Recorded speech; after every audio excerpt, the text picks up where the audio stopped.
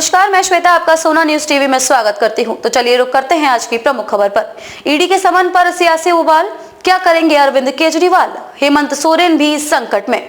दो राज्य दिल्ली और झारखंड के मुख्यमंत्रियों को प्रवर्तन निदेशालय ईडी के समन को लेकर सियासी माहौल गर्मा गया है। दिल्ली एवं झारखंड के मुख्यमंत्रियों के समन को गैर कानूनी बताते हुए ईडी के समक्ष पेश होने से इनकार कर दिया है। वहीं भाजपा ने कहा कि उन्हें गिरफ्तारी का भय सता रहा है। दोनों राज्यों के विपक्षी दल ईडी की कार्रवाई को राजनीतिक साबित करने में जुटे हुए हैं ताकि जनता की सहानुभूति हासिल की जा सके। बुधवार को इस मामले में जिस प्रकार दिल्ली और झारखंड की सरकारों और सत्तारूढ़ दलों के नेताओं की तरफ से प्रतिक्रिया हुई है, उससे यह स्पष्ट हो गया है कि वह ईडी की संभावित कार्रवाई के राजनीतिक और उसकी भरपाई की क्षति की तैयारियों में जुटे हुए हैं। इसीलिए ईडी के अगले कदम से पहले इन दोनों राज्यों में कुछ अहम राजनीतिक घटनाक्रम देखने को मिल सकता है।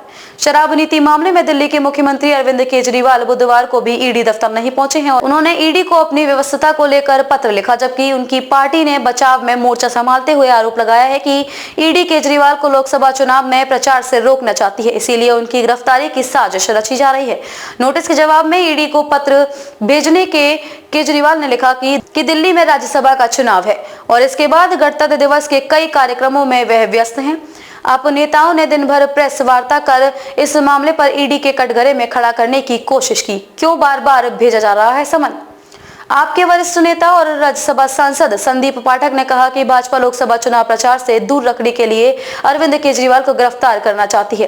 दिल्ली सरकार के मंत्री गोपाल राय ने कहा कि अरविंद केजरीवाल मामले में ना आरोपी है और ना ही गवाह है, फिर क्यों बार बार समन भेजा जा रहा है? इसका जवाब ईडी नहीं दे रही है। क्या ईडी ही भाजपा है या फिर भाजपा ही ईडी है? दिल्ली सरकार की मंत्री आतिशी ने कहा कि ईडी का केजरीवाल को समन पूरी तरह से गैर कानूनी और राजनीति से प्रेरित है। ये उन्होंने लोकसभा चुनावों में प्रचार करने से रोकने के लिए कोशिश की है।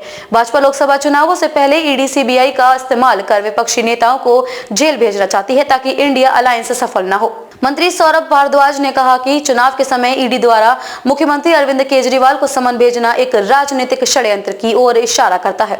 बार बार पूछने के बावजूद भी ईडी ने यह स्पष्ट नहीं किया है कि अरविंद केजरीवाल को गवाह के तौर पर बुलाया जा रहा है या फिर आरोपी के तौर पर। सोरेन ने भी ईडी को लिखा पत्र। ईडी के खिलाफ जो रणनीति दिल्ली सरकार ने अपनाई है, करीब करीब वैसी ही झारखंड के मुख्यमंत्री हेमंत सोरेन ने भी अपनाई है। उन्होंने भी ईडी के नोटिस का जवाब पत्र से देते हुए उसे गैर कानूनी बताया है। उन्होंने लिखा कि उनके मामले में एजेंसी मीडिया ट्रायल चल रहा है। समन मिलने के पहले ही इसकी खबर मीडिया को दे दी जाती है। पत्र में सीएम ने लिखा कि समन के जरिए उनकी राजनीतिक छवि खराब की जा रही है, साथ ही राज्य को अस्थिर करने की कोशिश की जा रही है। सीएम ने एजेंसी के सामने उपस्थिति से भी इनकार किया है।